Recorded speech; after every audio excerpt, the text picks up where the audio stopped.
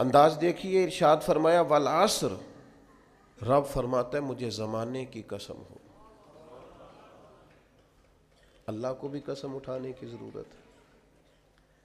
مالک کریم کو بھی کیا حاجت ہے کہ وہ قسم اٹھائے، لیکن تاکید کر کے بات ذہن میں اتارنے کے لیے۔ انسان کا مزاج ہوتا ہے نا، جس بات پہ قسم اٹھائی جائے اس کو انسان سمجھتا ہے زیادہ پکی ہے، تو طبع انسانی کے مطابق بات کی، فرمایا والعصر، زمانے کی قسم ہو۔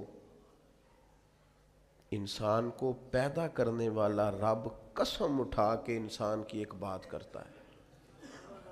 والعصر، مجھے قسم ہو زمانے کی، ان الانسان لفی خسر، انسان کو پیدا کرنے والا رب فرماتا ہے بے شک انسان خسارے میں، گھاٹے میں، نقصان میں۔ لوگ اس کو کہہ رہے ہیں بڑا سیٹ ہے، لوگ کہہ رہے ہیں بڑا کامیاب ہے، یہ بھی کہہ رہا ہے اللہ کا بڑا شکر ہے، لیکن پیدا کرنے والا رب، انسان کو بنانے والا، اس کو جاننے والا رب فرماتا ہے مجھے زمانے کی قسم ہو یہ نقصان میں ہے۔ اور خسارہ، اس خسارے کو نہیں کہتے ہیں کہ لوگ کہتے ہیں میں نے کاروبار کیا تھا تو نفع نہیں ہوا، نقصان ہوا۔ خسارہ اس خسارے کو کہتے ہیں جو اصل مال بھی ضائع ہو جائے، راس المال بھی ضائع ہو جائے تو کہتے ہیں خسارہ ہوا ہے، یعنی اس کے پاس جو تھا اس میں بھی یہ خسارے میں، کہ یا اللہ سارے خسارے میں ہے؟ فرمایا نہیں، الا الذین آمنوا، جن میں 4 صفتیں پائی جائیں وہ نہیں خسارے میں۔ ان میں پہلی صفت یہ ہے کہ الا الذین آمنوا، بے شک وہ لوگ جو ایمان لائے، مگر وہ لوگ جو ایمان لے آئے، جن کا ایمان مضبوط ہو، جن کا عقیدہ ہو کہ اللہ ہمارا رب ہے، وہی پیدا کرنے والا ہے، وہی رزق دینے والا ہے، اسی کی تقدیر کا غلبہ ہے، رب کریم ذرے ذرے کو جانتا ہے، اللہ تعالیٰ نے جس حال میں رکھا ہے یہی حال میرے لیے بہتر ہے۔ انسان محنت پوری کرے، نتیجہ اپنے رب پہ چھوڑ دے، اسباب سارے جمع کرے، بھروسہ اپنے اللہ تعالیٰ پہ کرے، عقائد کے لحاظ سے پختہ ہو، اور پھر اس کا عقیدہ ہو کہ بعد از خدا بزرگ توئی قصہ مختصر، کائنات میں سب سے عرفہ والا، عظمتوں والے، شانوں والے، بلندیوں والے، رفتوں والے، کائنات کے امام، نبیوں کے امام، رسولوں کے امام، فرشتوں کے امام، محبوب مطلق اگر کوئی ہے تو جناب محمد رسول اللہ ہے صلی اللہ تعالی علیہ وسلم۔ سب سے اولا و اعلیٰ ہمارا نبی، سب سے بالا ہو اعلیٰ ہمارا نبی، اپنے مولا کا پیارا ہمارا نبی، اور دونوں عالم کا دھولا ہمارا نبی۔ نظریاتی پختگی حاصل ہو، عقائد پختہ ہو، ایمان میں عقائد پوری طرح داخل ہے، عقائد اہل سنت کا پابند ہو بندہ۔ پھر ایک اور بنیادی عقیدہ ہے، اسی ضمن میں سارے عقائد آ جاتے ہیں، فرشتوں پر بھی ایمان ہو، اللہ کے تمام انبیاء پر ایمان ہو، اچھی بری تقدیر پر ایمان ہو، لیکن ایک بنیادی عقیدہ جس کو عقیدہ آخرت کہا جاتا ہے، اس پر انسان کا ایمان ہونا بڑا ہی ضروری ہے۔ اگر آخرت پر ایمان کمزور ہو جائے تو دنیا میں جتنے بھی عمل ہم کرتے ہیں یہ سارے کمزور ہو جائیں۔ یہ جو لوگ ڈپریشن میں، ٹینشن میں، انزائٹی میں چلے جاتے ہیں اور ایک بات بار بار کرتے ہیں کہ میرے ہی ساتھ ایسا کیوں ہوتا ہے، آخر بڑی ہی کوشش کے بعد میں ہی ناکام کیوں رہ گیا، تو انہیں بتایا جائے گا کہ کامیابی پتہ کیا ہے؟ لا یستوی اصحاب النار و اصحاب الجنہ، اصحاب الجنت هم الفائزون، جنتی اور جہنمی برابر نہیں ہیں، کامیاب وہ ہیں جنہیں اللہ تعالیٰ نے اصحاب جنت بنایا ہے۔ جو جنتی ہیں وہ کامیاب ہیں، جس کو اپنی آخرت کے تعلق سے اللہ تعالیٰ نے فکر سلیم دی ہے، راہ ہدایت دی ہے، اعمال حسنہ پر استقامت دی،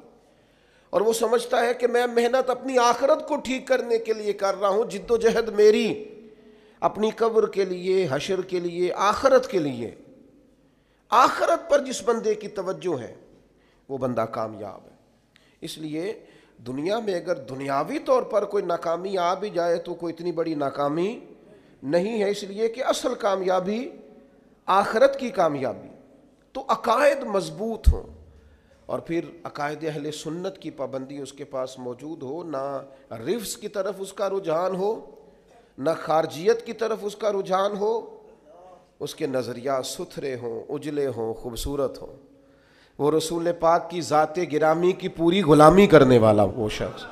تو اس کے نظریات اعلیٰ ہوں۔ تو فرمایا کہ انسان خسارے میں ہے الا الذین آمنوا، مگر وہ لوگ جو ایمان لائے، وعملوا الصالحات، اور جنہوں نے نیک اعمال کیا۔ اور یہاں بات ختم نہیں ہوئی، دو صفتیں اور بھی پیدا کریں۔ یہ دو باتیں ان کی اپنی ذات تک تھیں، آمنوا وعملوا الصالحات، یہ دو باتیں ان کے اپنے لیے تھیں۔ اب وہ سوسائٹی کو کیا دیں؟ دو کام معاشرے کے لیے بھی کریں، وتواصوا بالحق، حق بات کی نصیحت کریں وہ معاشرے میں، خیر کی بات کی نصیحت کریں، وائرل باتیں نہ کریں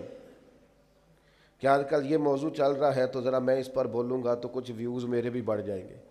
وائرل باتیں نہیں کریں وہ، وتواصوا بالحق، وہ حق بات کی نصیحت کریں، کلمہ حق کہیں اور حکمت کے ساتھ کہیں، ادعو الی سبیل ربک بالحکمہ، دانائی کے ساتھ کہیں، لوگوں کو سمجھانے کی نیت سے کہیں، کلمہ حق ان کی زبان پر آئے۔ اور میرے نبی پاک علیہ السلام نے فرمایا سب سے افضل جہاد ظالم بادشاہ کے سامنے کلمہ حق کہنا ہے۔ آپ حق کے ساتھ کھڑے ہوں، پھر آپ لوگوں کو امر بالمعروف کریں، پھر نہی عن المنکر کہیں، اور وہ بھی بندہ دیکھ کے نہیں۔ اگر امیر آدمی غلطی کر رہا ہے تو پھر آپ خاموش ہیں، اور کسی غریب کو کرتے دیکھ لیا ہے تو آپ نے دینی حکمت کو بھی پیش نظر نہیں رکھا اور اسے رسوائی کر دیا ہے، آپ نے اسے سخت ترین تکلیف سے گزار دیا ہے۔ حق بات کی نصیحت کریں، اور جو لوگ حق بات کہتے ہیں نا ان پر تکلیف بھی آتی ہے، تکلیف آتی ہی ہمیشہ حق کہنے والوں پر۔ تو چونکہ میدان لگایا ہے، اب حق میں نکلے ہو، اب تم نے سفر شروع کیا ہے تو بھائی پیروں پہ چھالے تو پڑیں گے، سفر کرو گے تو تھکاوٹ تو ہوگی، کوئی رستہ طے کرو گے تو گرد تو پڑے گی، اگر کسی سمت تیز دوڑو گے تو مخالف سمت سے ہوا تو تیز آئے گی۔ اب وہاں گھبرانا نہیں، کمزور نہیں پڑنا، تھکی باتیں نہیں کرنی۔